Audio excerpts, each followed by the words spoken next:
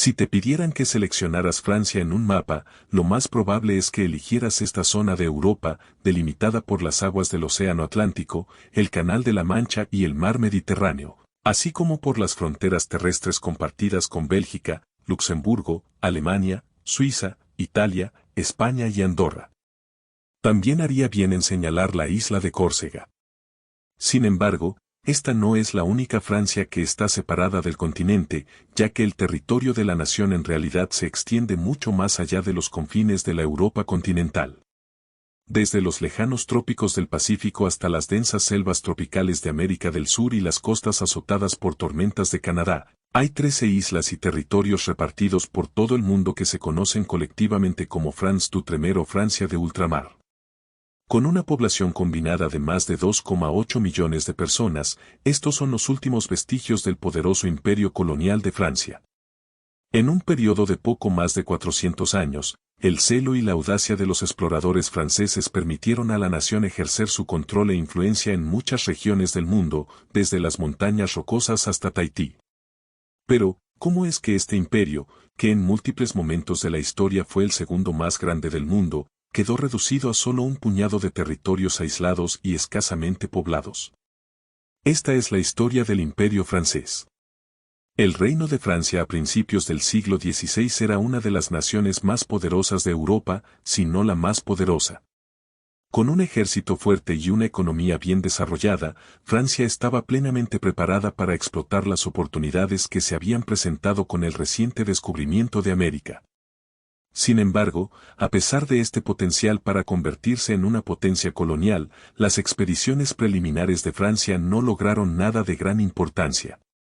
La primera de estas empresas fue dirigida por Giovanni da Verrazzano en 1524, que trazó un mapa de gran parte de la costa atlántica de América del Norte, pero no logró establecer ningún asentamiento en el proceso. La segunda expedición, dirigida por Jacques Cartier una década después, en 1534, vio el río San Lorenzo explorado y cartografiado por europeos por primera vez. Aunque el territorio circundante fue reclamado y bautizado como Nueva Francia, el pequeño fuerte establecido por la posterior expedición de Cartier a la zona en 1541 finalmente quedó en nada, ya que tuvo que ser abandonado en menos de 2 años. Los posteriores esfuerzos de colonización de Francia durante el siglo XVI no tuvieron mejores resultados, ya que todos los asentamientos duraron poco y terminaron en fracaso. La expedición de Nicolás Durant de Villegagnon a Brasil en 1555 estableció inicialmente un asentamiento dentro de los límites de la actual ciudad de Río de Janeiro, Francia. La Antártida, como se conoció a la colonia, atrajo a un gran número de protestantes franceses llamados hugonotes, que buscaban escapar de la persecución en casa. La colonia, sin embargo, solo duraría unos 12 años antes de ser conquistada por los católicos portugueses en 1567. Gaspar de Coligny, un destacado líder de los protestantes que también era almirante de Francia, impulsó otros viajes hugonotes al Nuevo Mundo. Preveía establecer colonias como refugios seguros para sus correligionarios perseguidos que pudieran escapar de las crecientes tensiones sectarias en el país, que en 1562 se habían convertido en un conflicto abierto con las guerras de religión francesas. Por ello organizó 2 expediciones a lo que hoy es el sureste de los Estados Unidos. La primera, que se lanzó a lo que entonces se denominaba Florida Francesa, fue dirigida por Jean Ribaud en ese mismo año, pero el pequeño fuerte que su tripulación logró construir en el sur Carolina, llamada Charles Fort, fue rápidamente abandonada en un año. La segunda expedición fue dirigida por René Guillain de Laudonnière en 1564 y resultó en otra fortificación llamada Fort Caroline, construida cerca de lo que hoy es Jacksonville en Florida. Esto tampoco duró mucho, ya que fue aniquilado por las fuerzas españolas el año siguiente, 1565. A raíz de estos persistentes fracasos, se apoderó de Francia una falta de entusiasmo por la empresa colonial. Combinado con la lucha religiosa en curso en el país, esto obligó a las autoridades a centrar la mayor parte de su atención en los asuntos internos durante los años restantes del siglo XVI. No fue hasta principios del siglo XVII que Francia comenzó a aplicar una política de colonización más seria después de darse cuenta de que dentro de sus reclamos territoriales de Nueva Francia había una magnitud de recursos naturales sin explotar. Además de las grandes cantidades de peces en las aguas costeras, el interior del territorio abundaba en animales con pieles, especialmente el castor, que eran extremadamente valiosos para los comerciantes en Europa. En consecuencia, la corona francesa decidió establecer puestos comerciales en la región, como el de Tadoussac en 1599 y el de Port Royal en Nueva Escocia en 1605. En los primeros años del siglo XVII se siguieron exploraciones y asentamientos adicionales en el río San Lorenzo, cuando Samuel de Champlain fundó la ciudad de Quebec en 1608, antes de aventurarse más hacia el oeste en la región de los Grandes Lagos y establecer una presencia francesa allí mediante la forja de alianzas con varias tribus nativas americanas. Sin embargo, a pesar de este progreso, la colonia de Nueva Francia permaneció escasamente poblada de colonos europeos y carecía de desarrollo, especialmente en comparación con las colonias inglesas situadas en la costa este de Estados Unidos. En respuesta a esto, el cardenal Richelieu, destacado asesor del rey Luis XIII, fundó la empresa de 100 asociados cuya misión era invertir en el proyecto colonial de Nueva Francia, prometiendo parcelas de tierra a los colonos que podrían transformar el territorio en una colonia próspera y próspera. Como resultado, rápidamente siguieron nuevos asentamientos en Green Bay, Trois-Rivières y Montreal, todos fundados entre 1630 y principios de la década de 1640. Un mayor desarrollo se produjo en 1663, cuando el rey Luis XIV declaró Nueva Francia provincia real. También envió un regimiento de tropas a la colonia en 1665 para reforzar la seguridad y, más tarde, en un esfuerzo directo por aumentar la población de la región, patrocinó el paso de jóvenes solteras al territorio que luego podrían casarse con los colonos coloniales. Entre 1663 y 1672, unas 800 mujeres conocidas en la historia como las hijas del rey viajaron a Nueva Francia y ayudaron a aumentar la población de 3.200 a 6.700 en el mismo periodo. Aunque estos esfuerzos gubernamentales trajeron progreso, gran parte de la expansión real de Nueva Francia se debió a las ambiciones de los comerciantes de pieles, que continuamente se aventuraban más y más hacia el oeste para buscar nuevas fuentes de riqueza que apuntalaran el éxito de la colonia. En 1673, una expedición dirigida por Louis Joliet y Jacques Marquette comenzó a atravesar el río Mississippi. Llegaron hasta la desembocadura del río Arkansas antes de regresar, sabiendo que el gran río corría hacia el Golfo de México y no hacia el Océano Pacífico como habían supuesto.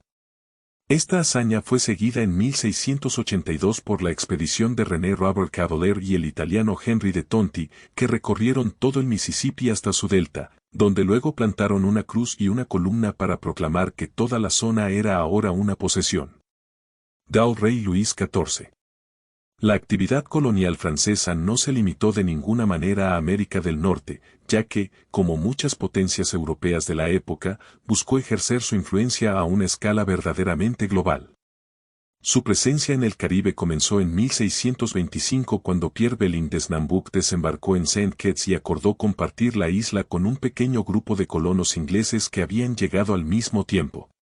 Regresó a Francia al año siguiente y, junto con el cardenal Richelieu, organizó la formación de una empresa comercial que eventualmente establecería más asentamientos franceses en todo el Caribe.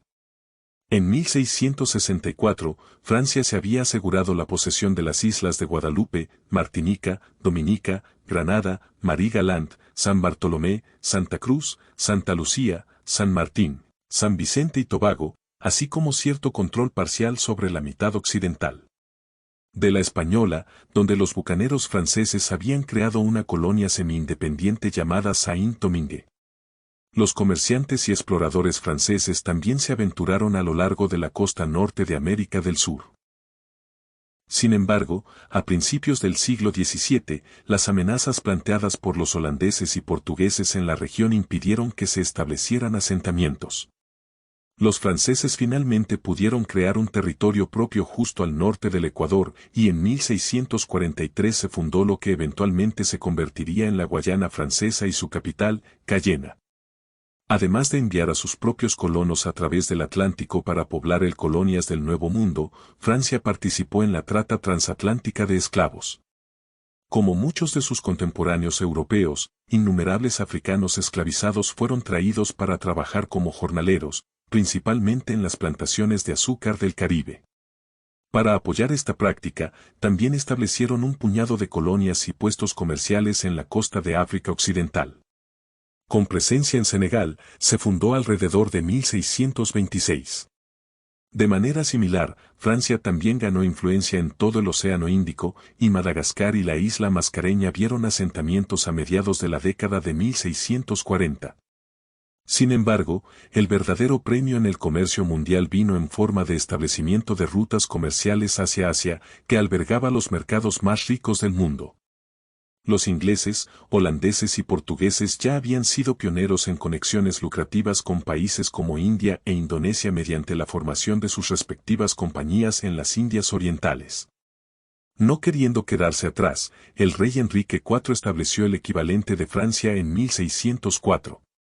Sin embargo, sus expediciones iniciales palidecieron en comparación con sus homólogas europeas durante gran parte de principios del siglo XVII. Sin embargo, establecieron puestos comerciales fortificados en el subcontinente indio, fundando Chandernagore y Pondicherry en 1673 y 1674 respectivamente.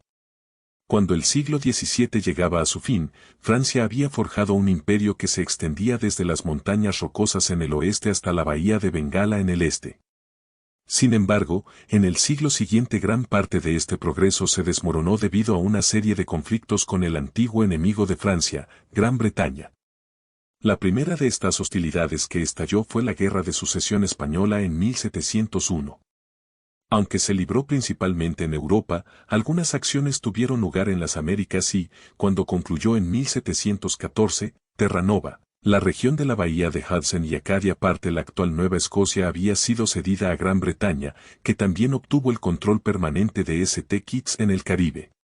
Poco más de 30 años después, estalló la Guerra de Sucesión de Austria, que nuevamente vio enfrentamientos en Europa y América del Norte, pero también en la India, donde chocaron los intereses de las dos potencias coloniales. El resultado final en 1748 no fue en gran medida concluyente, y las pocas ganancias que ambas partes habían obtenido fueron devueltas a sus propietarios anteriores. Esto dejó muchas tensiones latentes entre Francia y Gran Bretaña, particularmente donde sus colonias hacían frontera entre sí en América del Norte y la India, donde continuaron los combates a pequeña escala durante muchos años después de que el conflicto hubiera terminado oficialmente. Uno de esos episodios tuvo lugar en 1754, cuando en los bosques de Pensilvania, una pequeña compañía de tropas británicas estadounidenses bajo el mando de un joven teniente coronel llamado George Washington se enfrentó a un grupo de soldados franco-canadienses que creían que estaban invadiendo su territorio. Esta pequeña escaramuza se convirtió en un conflicto colonial más amplio y finalmente culminó con el estallido de la Guerra de los 7 Años, que se libró no solo en América, sino también en Europa, Asia y África.